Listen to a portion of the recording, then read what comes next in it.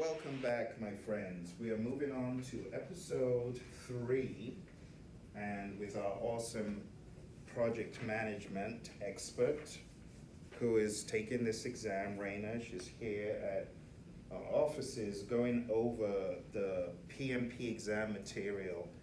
And I'm hoping this is helping you. If it is, you know what to do. There's a button called like. Smash the button and help the algorithm so other people find it. You know, Raina, like when I was getting ready for the exam, it was so hard to find good content. In fact, there was only like 1 or 2 providers at the time. It was so expensive that when I was in the exam, when I got to the last question, I thought I was gonna like flunk it. So I made a pact. I said, I promise if I come out of the exam alive, said my last prayer as being a person of faith. Because I thought I was gonna fail it. I said, please, if I come out of this exam alive, I promise I'll tell everyone about this exam. And I'll stop cursing the PMI and the PMBOK guide. Long story short, I passed, and now I gotta fulfill the promise. That's why I'm always putting stuff out, always putting it out, because I'm so grateful I escaped that exam. But anyway, let's move on to the business domain. The business domain is just 8% of the PMP exam, which makes it very digestible. There are 4 tasks, and I'm just going to go over the tasks at a high level first, and then we go into details. Number 1, the rule for the project manager is manage compliance. Don't be a dummy. FDA is not going to smile and say, you didn't listen to us. No, they're going to come for you. Like if you're in the Food and Drug Administration compliance umbrella, you need to comply with FDA. They're not going to say, well, I guess Phil's a nice guy, we'll just let him have a free. No, they're going to come for blood. They're going to be like talons out and all. So don't take compliance lightly. It's really what PMI is saying. They'll mess people up. Don't do it. Number 2, evaluate and deliver project benefits and value. So weigh the value and the benefits and deliver. If it's not valuable, don't do it though. If it is valuable, do it. Like a good product owner is always going through the backlog and saying, which of these is the most critical high value item that I absolutely need to deliver in the next iteration? So that's the mindset. Number 3, evaluate the external business environment changes for impact on scope. How is the business environment changing these days? AI? Hello? Can you believe there's still some people like, well, I guess AI wants to steal my job. I hate it. I'm not doing anything about AI. What planet are they from? They didn't get the memo. They're going to be out of business in no time. So you got to always be assessing the external business environment changes, looking at the competition. Samsung did it. There ain't no shame in looking at what the competition is doing. And in fact, it keeps the business environment healthy. For those of you that have not been tuned into the work of Michael Porter, I want you to go read up Michael Porter's information. It's all over the web. Read Porter's forces. There's the forces from above and below and the side, and how that affects how businesses work. It will really help you. We talk about it in the book, Porter's Forces, and highly recommend it, because you cannot think about project management and strategy effectively without having some sort of framework. And Porter's Forces enables us to do that really nicely. All right. Number 4, support organizational change. Assess organizational culture. This is one of the things Raina mentioned in episode 1. If you haven't watched episode 1, go watch it. Because Raina told us when we're talking about negotiation, one of the things she told us we can negotiate is change. And that's true. And that needs to be our mindset of negotiating change. Bringing people along for an empathetic ride, not a carrot and sticks. Well, we're moving to SAP, and if you don't obey, you're out. No, don't do that. I was actually in a firm where they did do that, which is just not good practice. So those are the 4 at a high level. It's very, very straightforward. It's like, what else is there to talk about? That's it. So number 1, manage project compliance.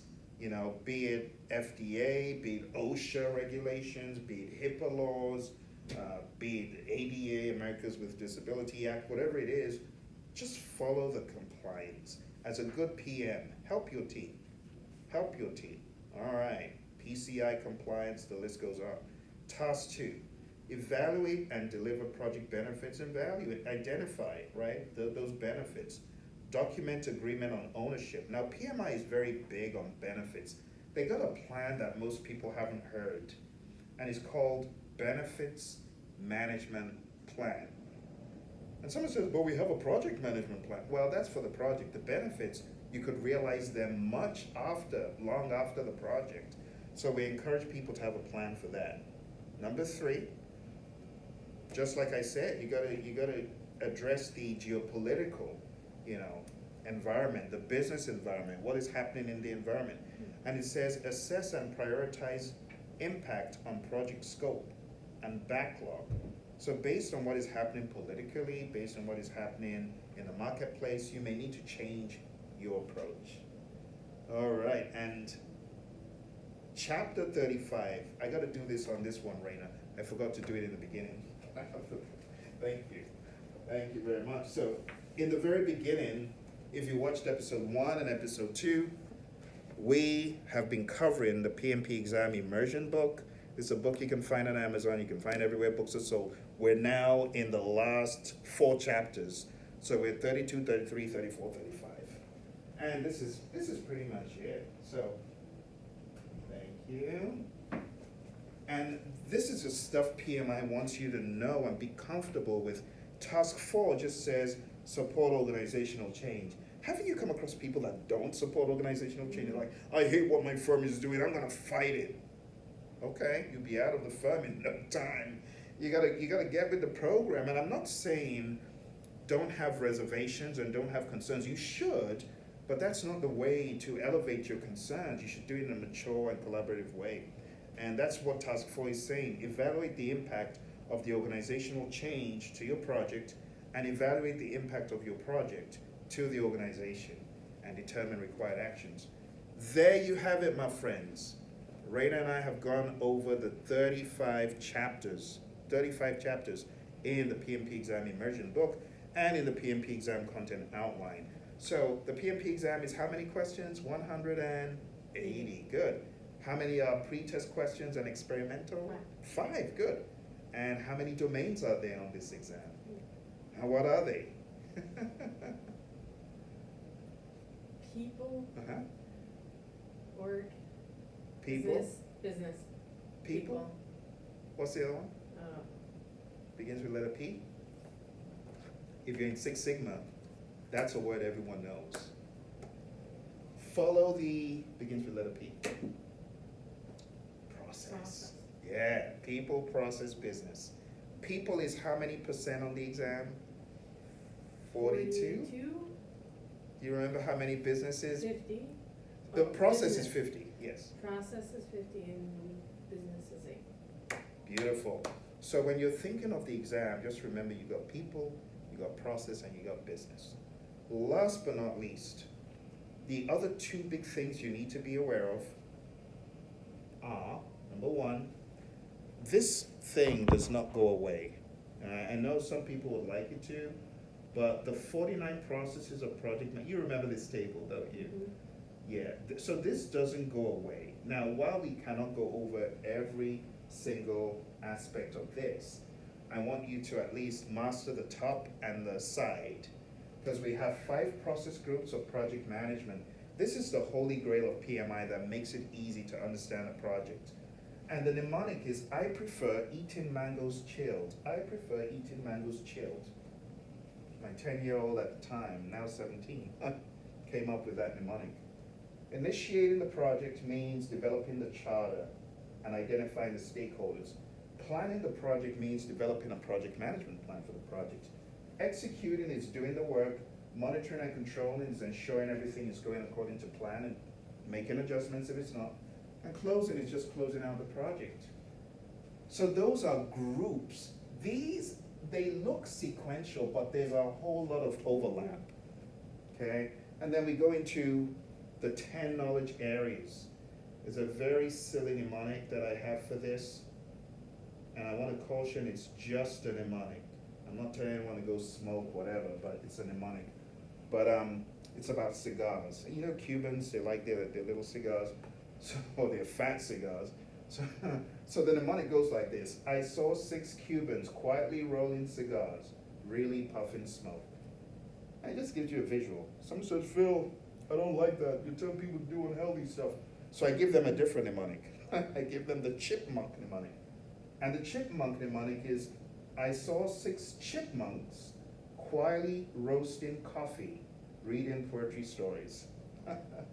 I saw 6 chipmunks, maybe at Starbucks, who knows, quietly roasting coffee, reading poetry stories.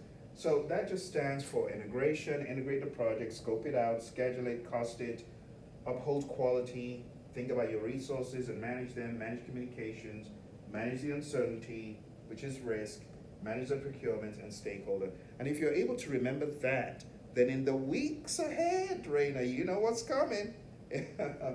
In the weeks ahead, we are going to be filling in the blanks with all of this. So I sent you this link in your email. It's a link to the UCLA's table, which is really from PMI's PMBOK guide. But this is what a lot of students struggle with on the exam, because PMI could be, while very agile in some questions, they could be quite procedural in the predictive piece. So we need to get this down. So in the weeks ahead, we will. Okay. The final thing we need is from this website, which I'm going to go to, and it's called agilemanifesto.org. And this is where you have the Agile Manifesto that was written by these 17 anarchists, awesome individuals, I mean that with love, but they put together the Agile Manifesto, which has been around for the past 23 years. And it just says, we are uncovering better ways of developing products. I replace software with products. We're finding better ways of developing product by doing it and helping others do it. Through this work, we have come to value individuals. Now think about the word value. We've come to value individuals and interactions over processes and tools. Working software over comprehensive documentation. I would replace this with product, because Agile isn't just for software. Customer collaboration over contract negotiation. Value, responding to change over following a plan.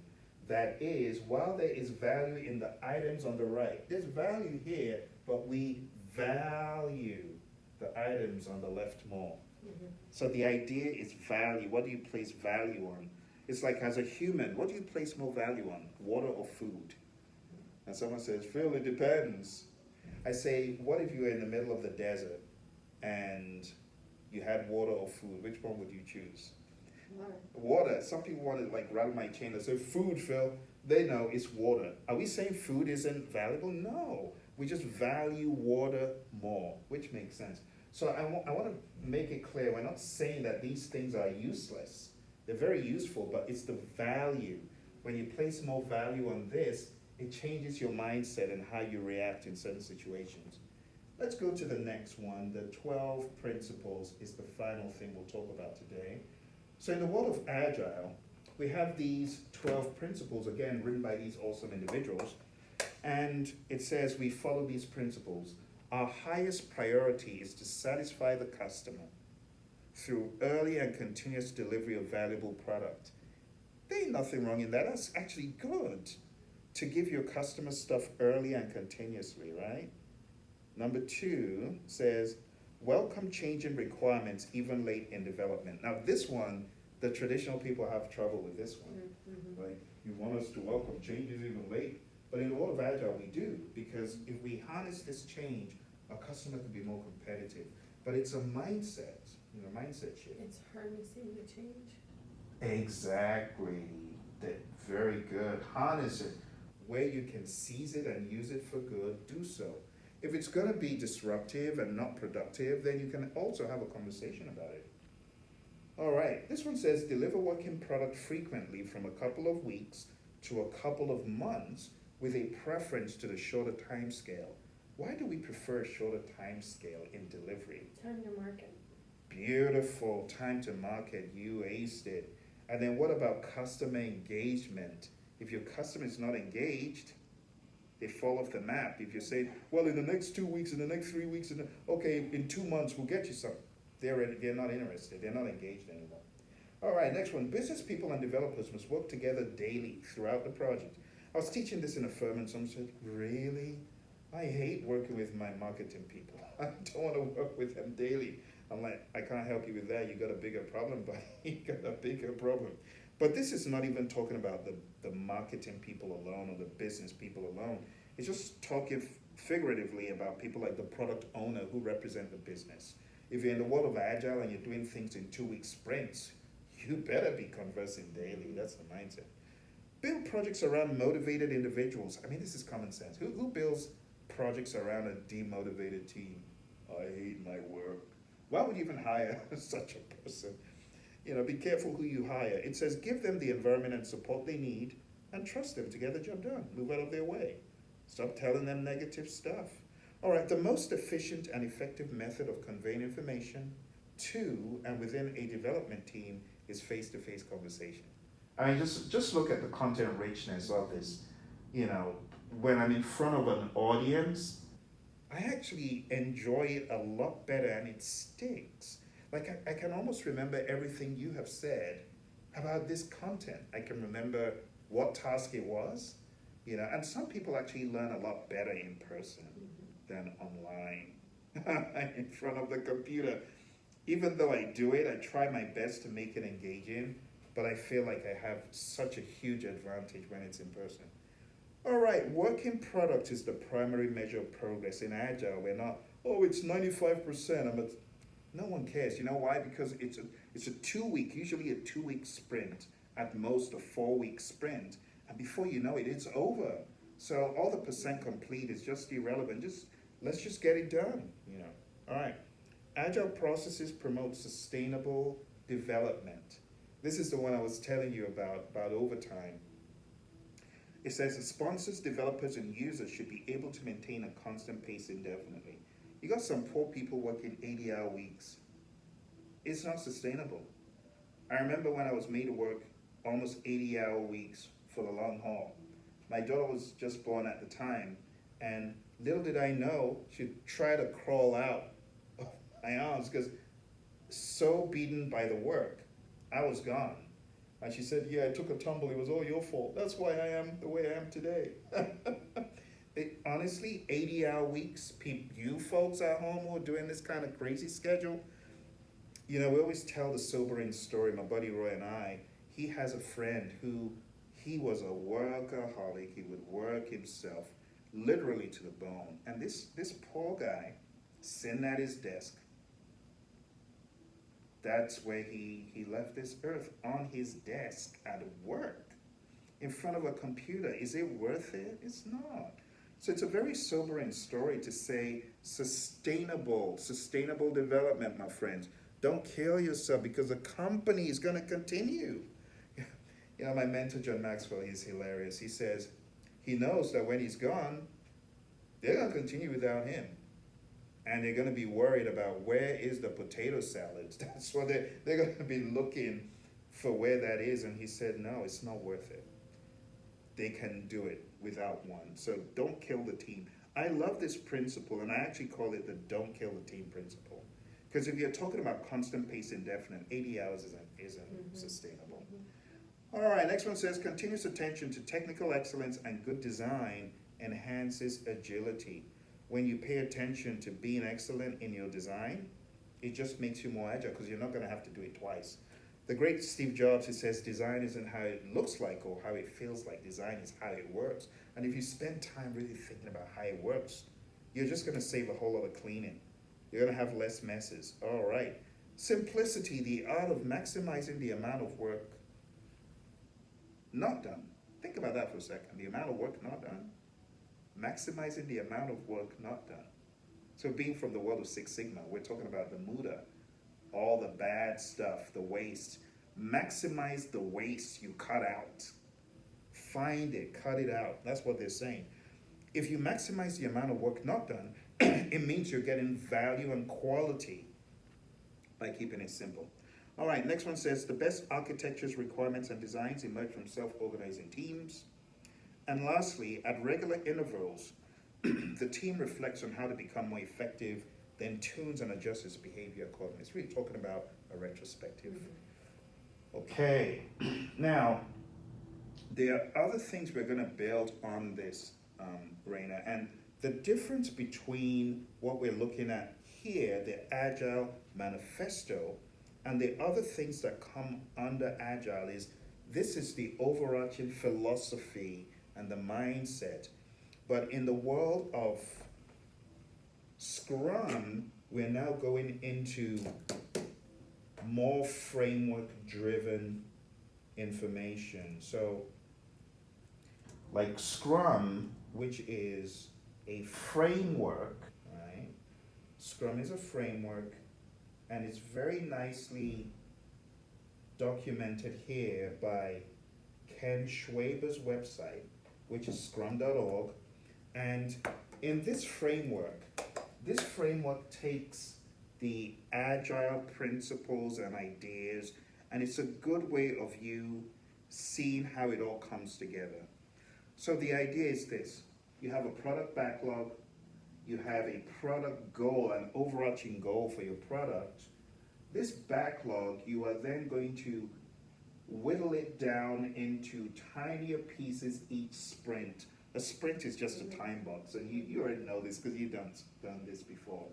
But then we get into this, the sprint itself, right? The moment you're in sprint planning, you are in the sprint itself, we have these daily scrums, and this is where we give an account. It's more like an accountability and an alignment, daily 15 minutes, no more than 15 minutes. If there are other things to discuss, you take them offline, but we have this every 24 hours, right?